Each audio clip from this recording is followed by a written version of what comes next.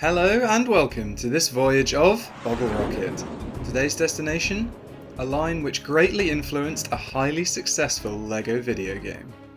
Last month, LEGO 2K drive sets were revealed to coincide with the launch of the company's brand new racing game. But this is far from the first time tie-in racing sets have been released, and we need to turn back the clock to see when this first occurred. This entire era holds so much nostalgia. Seeing any set from the early 2000s floods your mind's eye with images. I can't see so much as a logo from these years without thinking of the images splashed across shop-at-home catalogue covers. The Toa, Alpha Team, even themes I missed or had no personal connection to, like Ice Planet or Jack Stone. The topic of our current series, Dino Island, also naturally comes up. When I do these reviews, it can be easy to write paragraphs of background discussion before I've even opened the set, just based on the memories conjured up. But another facet of LEGO's offerings can sometimes be overlooked, despite the fact I'd be willing to bet almost every LEGO fan out there has certainly been influenced by it at one point or another in big ways. And that's LEGO computer games. Be it the Star Wars Complete Saga, the second game in the series was my personal touchstone, or for those of us who are a little older, I mean more vintage, there's even LEGO browser games. I spent countless hours trying to solve Junkbot's building-based puzzles, replaying the Orient Expedition Golden Dragon maze, and of course exploring the time before time in the Matanui online game, or MNOG. It's easy to get lost in this nostalgia, but to bring us back to the topic of the video, some truly iconic games which I just missed out on were LEGO Racers 1 and 2. Both titles drew on LEGO's existing IPs and sets, creating the feeling many LEGO games at the time strove for, of the toys on your tabletop coming to life. Supersonic RC is another that sticks out in my mind, driving a Technic car around a literal LEGO store. For the LEGO Racers sequel, Dino Island is one of the playable areas, and the boss of the area is none other than Baron von Barron, driving, well, the 5920 Island Racer.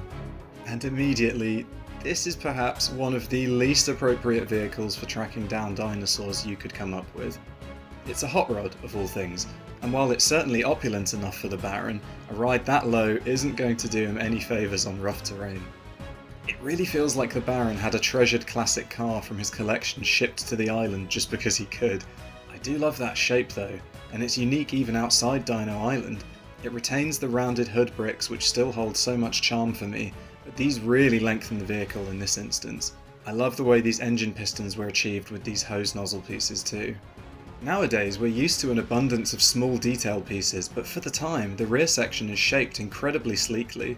That's in no small part thanks to this odd cloud-like piece which reminds me more of something from Cloud Cuckoo Land than the comparatively gritty Dino Island. This almost Duplo-fied element is an oddity in and of itself. The Island Racer is the only true set this ever appeared in outside of building buckets and large brick boxes. Without it, the car is still unique, but this truly sets it apart and gives the sporty chassis the appropriate curves. But if you're anything like me, you'll have noticed the glaring issue with this set, which is that, surprisingly, there's no dino or island present. No small terrain build, no classic plant elements in sight. Not even so much as a zippy Compsognathus or Velociraptor to match the racer's speed. This makes it the only true set to not feature anything related to the theme. Even some of the Kabaya packs included dinos, and this only makes it feel all the more like an outsider.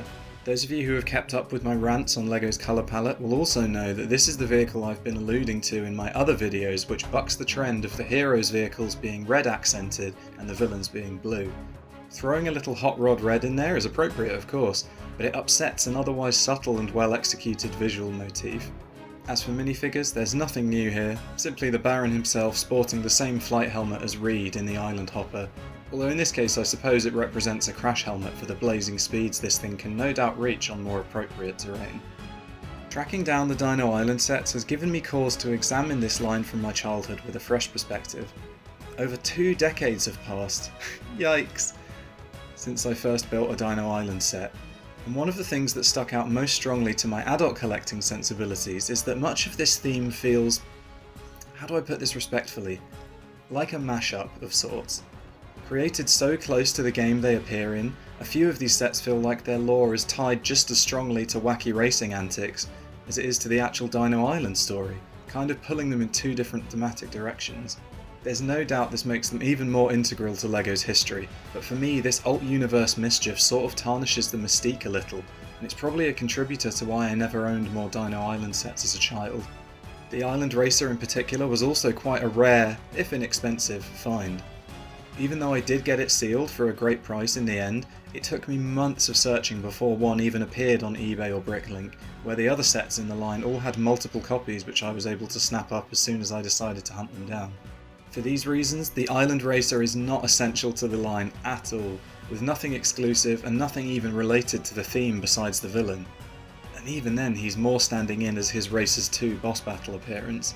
As a cool and quirky tie-in to LEGO's virtual and online history, it's a neat set to have, and I certainly don't regret the purchase.